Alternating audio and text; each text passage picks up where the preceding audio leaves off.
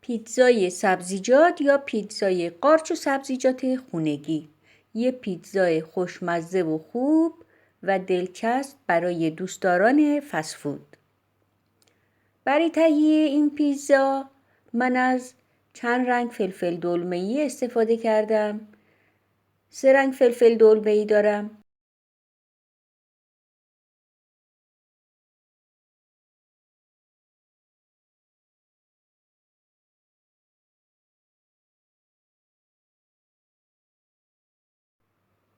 فلفل دلمه‌ای زرد و همینجور که می‌بینین به صورت نگینی خوردش می‌کنم.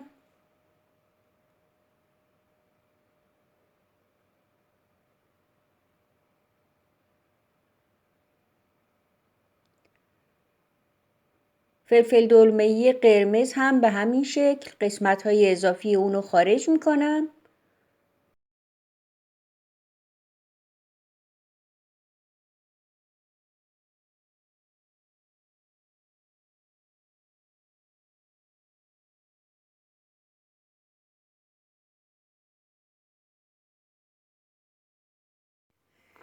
این فلفل رو هم به صورت نوارهای باریک و بعد به صورت نگینی خوردش کردم.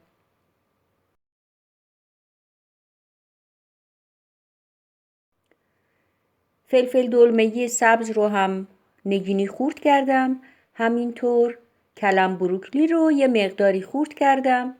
تکه های کلم بروکلی هماهنگی داشته باشه با فلفل های دلمه‌ای.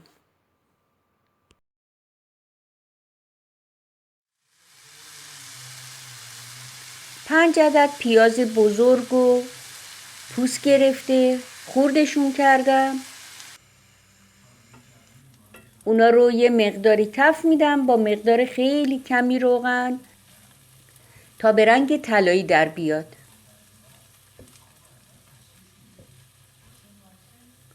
بعد بهش به اندازه نیاز نمک اضافه میکنم.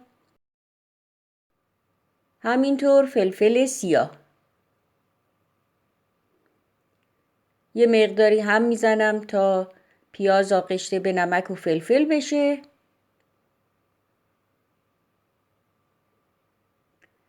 بعد یه قاشق چایخوری به اون پودر آویشن اضافه میکنم.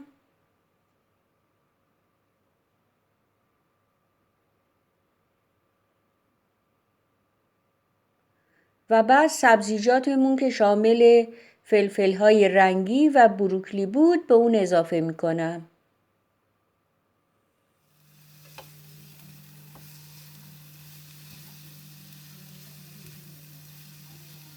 یه مقداری کمی تفت میدم.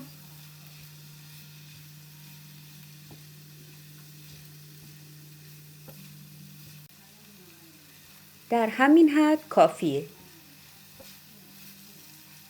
حالا توی تابه مقدار کمی روغن میریزم. 2 عدد گوجه رو به این شکل برش زده و اونا رو توی تابه تفت میدم به صورتی که آب اونها گرفته بشه.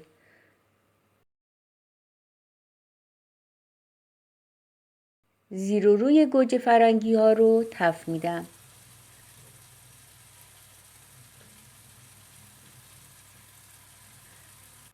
خمیر رو قبلا من آموزش دادم. من از خمیر اصل ایتالیا استفاده کردم. خمیر بسیار خوبیه و لینک اونو همین بالا براتون میذارم.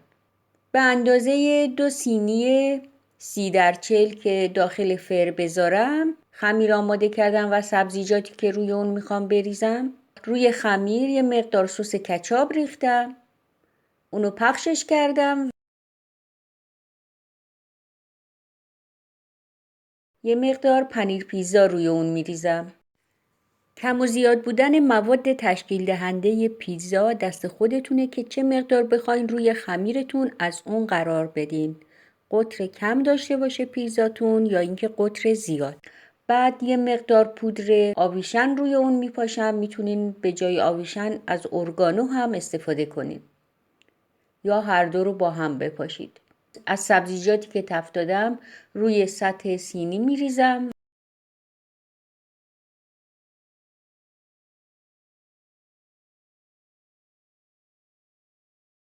بعد روی اونها قارچ رو که به این شکل میبینین برش دادم میذارم.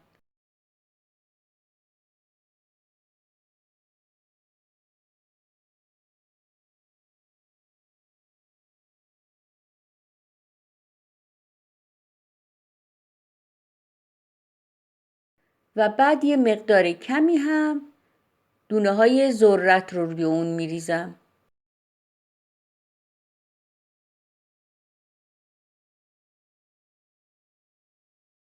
اونو توی فری که از قبل گرم کردم با 200 درجه سانتیگراد برای مدت 20 دقیقه میذارم تا نونش یکم بپزه، مواد روی اون هم یه مقداری بپزه و بعد بتونم پنیر پیتزا رو روی اون بریزم.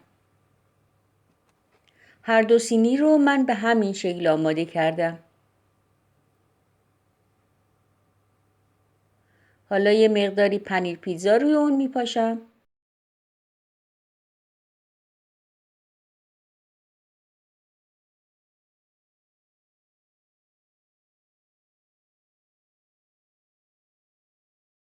باز هر دو سینی رو به همین شکل پنیر پیتزا میریزم. روی یکی از سینی ها گوجه فرنگی هایی که تفت داده بودم میذارم. به هر شکلی که بخواین میتونین اونها رو بذارین. میتونین قبل از اینکه پنیر پیتزا رو بریزین اونها رو بذارین. من یه سینی رو با گوجه فرنگی و یه دونه سینی رو بدون گوجه فرنگی آماده کردم.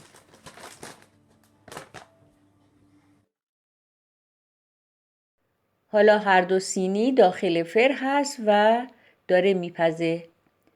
پنیر رو اونو میتونین بذارین برشته بشه یا اینکه اگر خواستین مثل من زمانی که پنیر باز شد و یه مقداری هم رنگ پنیر عوض شد و مطمئن بودین که نان پیتزا پخته است میتونین اونو از فر خارج کنین.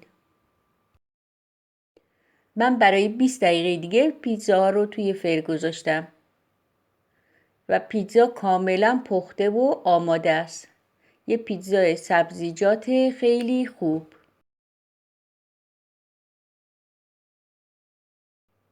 این هم پیتزایی که با تکه های گوجه فرنگی بود.